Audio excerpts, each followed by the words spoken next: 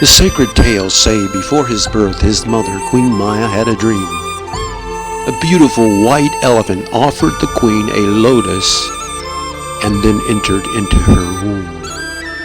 The sages had prophesied the queen would give birth to a baby boy who will become either a great warrior king who will conquer the world, or a holy man who would become an enlightened being. It greatly disturbed his father his son might become some kind of wimp or holy man. But birthmarks upon the baby convinced the sages the child must have a special divine purpose. One older, well-respected sage prophesied and insisted the baby boy would indeed become an enlightened being, chosen to bring enlightenment to the entire world. But after 7 days of Siddhartha's birth, his mother, Queen Maya, died, but he was raised by her very spiritual and loving sister. Many noticed Siddhartha was a very spiritual little boy. His mother's spiritual sister, the aunt who raised him, was also married to his father, but wanted only the divine will of the Lord for his life. The king wanted to prevent Siddhartha from seeing anything painful in the outside world, so he built the prince a pleasure palace, so he would never go out of the kingdom and not ever want to become a holy man, but only a warrior king. So Siddhartha was indulged in a sexually pleasurable life until he became 29. His father did everything he could to never let him see pain or suffering in the outside world. His harem was full. He wore the most costly garments, ate the finest foods, and was always surrounded by beautiful women. Shielded from pain and suffering, Siddhartha indulged in a life of pure sexual pleasure. Every whim and desire was satisfied. His earlobes were elongated because his earrings were so heavy in their weight in gold.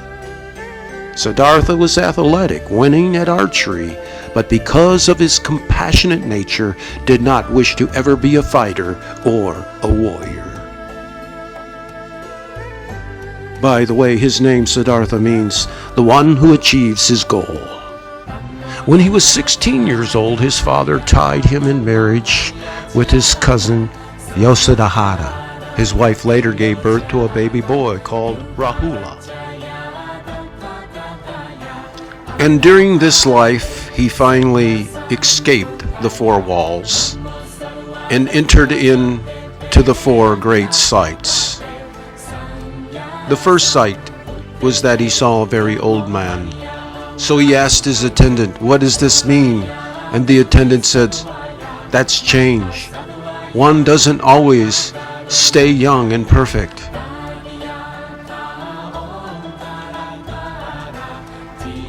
On the next tour outside of the kingdom, he came across a sick man and didn't understand what it was. So he asked the attendant again, "What does this mean?" And the attendant said, "Oh, that happens to us all. We all get sick." And on the third trip outside of the kingdom, he met a corpse. And now he realized everything is impermanence. Suffering and death is the real state of human beings. The world that he had always been protected from now shook him in the inside. He realized, this is my fate too. I shall also become old. I shall also become sick. I shall also one day die. How do I deal with these things? And then the fourth trip outside of the kingdom, he saw a sage, a spiritual seeker, someone who is living a completely different life, endeavoring to escape this suffering of impermanence, death, and this great suffering. This was something that touched his heart the most. At 29, Siddhartha was determined to understand the nature of suffering and how to overcome it, so he decided to leave his palace life. In his search for truth, he left his wife and son in care of the palace for 5 years. He rode off, leaving it all in search of the truth.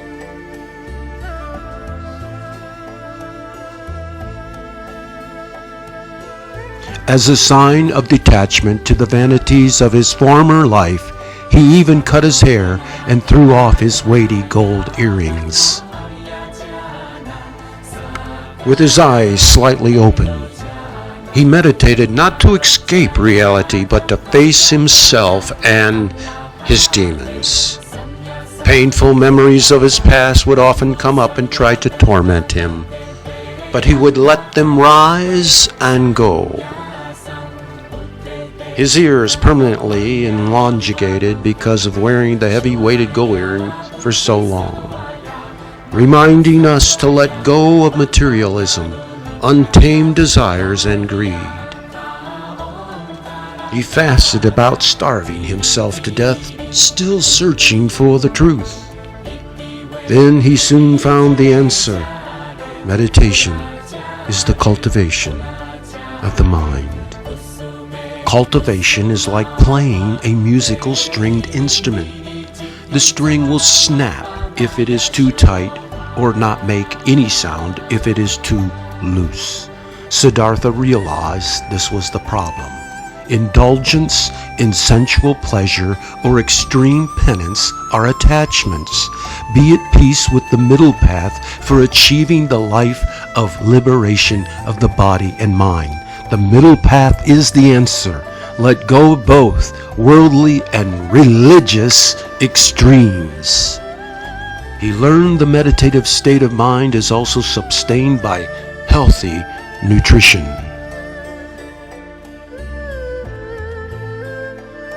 In complete humility, he let it all go down the drain of emptiness, totally surrendering to the silence. He said the concept of God is beyond words. The answer is in the ineffable, too great for any religion to put into words.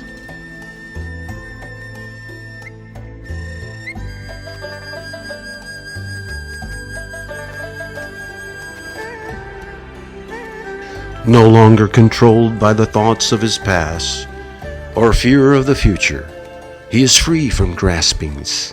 He abides in the present now of the present moment.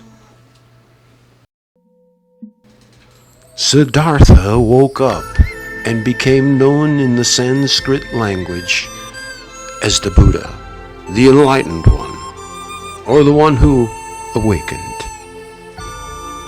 Facing his demons from within, he overcame both his passionate desires and pride. And he was shown under the Bodhi tree of meditation what are called the Four Noble Truths. That all of us suffer. That's what life, ordinary life, is about. And there's an origin to suffering and its attachment or cravings. And there's also a cessation, an end to suffering, to these attachments. And it's found in the Eightfold Path.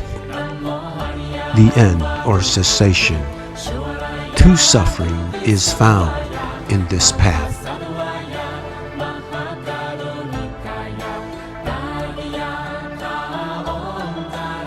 It begins and ends with the right view, the correct view.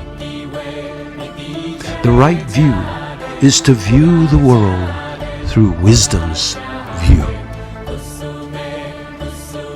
The wisdom to see the world and all living beings through the eyes of compassion. And this is attained through following the Eightfold Path. And also we aim to teach it to our children like little Rahula. The right view, the middle way view, leads to the right thoughts And the right thoughts lead to the right speech. And the right speech leads to the right actions, and so forth. Well, at the age of 80, he became ill. They say that he had taken some poisonous food unintentionally, food poisoning. But he laid his head down, and he said, all individual things pass away. They were the Buddha's last words. The Buddha died peacefully. He never claimed to be a god, nor did he claim to start a religion. Buddhism, he said, was the science of the mind. Great psychology.